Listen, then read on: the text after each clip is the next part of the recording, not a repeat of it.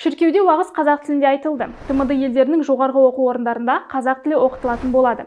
Петропавл, Павлодар қалаларының атаулары жақын арада қазақшаға ауысады.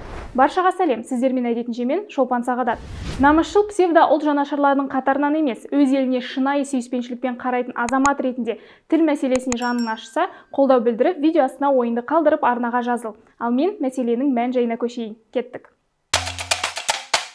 Өткен демалыс күндері елімізде Пасха мейрамы атап өтілді. Қазақстан аузы берік мұсылман, христиан досы әкеліп берген куличпен ауыз ашатын, айтса жұрт сенгісіз мемлекет. Бірақ соның өзінде бір-бірін түсінбей, ізет танытып, әрекет жасағандарды сөгетіндер бір шама.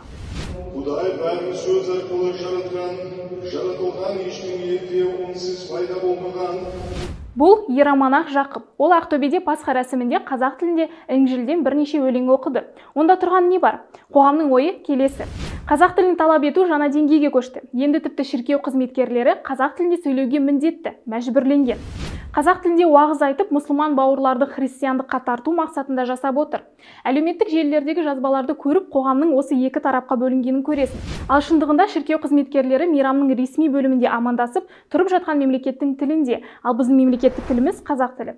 Рәсімді айту бұрыннан бар дәстүр. Америкада бұндай рәсім 15 тілде де айтыла береді. Оның астарында ешбір саясат жатқан жоқ. Әрі бұл уағыз емес. Ол дегеніміз діннің әрбір халыққа, сол халықтың ана тіліне құрмет білдіру.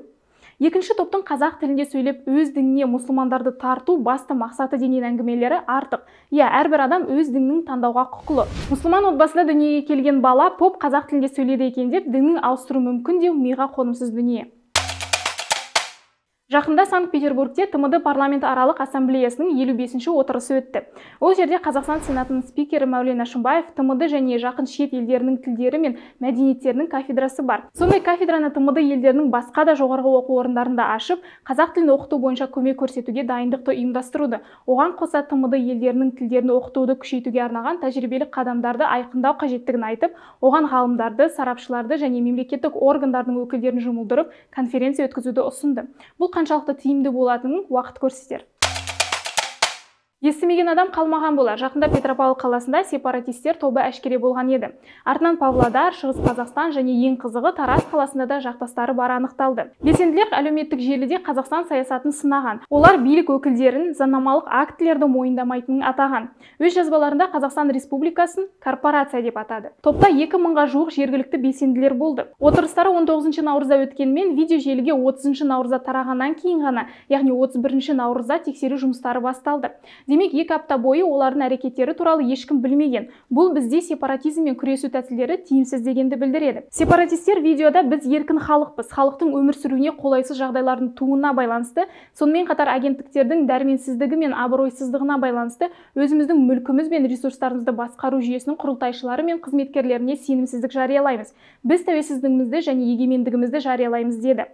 Бүгінде сот шешімімен бұл топ өкілдері, атап айтқанда 3 ұйымдастырушысы қамауда отыр. Олар 10 жылға дейін бас бостандығынан айырылуы мүмкін. Бұл мәселені неге қозғадым? Бұл жерде тілдік яки тілдік емес, қазақшаландыру мәселесі септігін тигізбей қоймағаны айқын байқалады.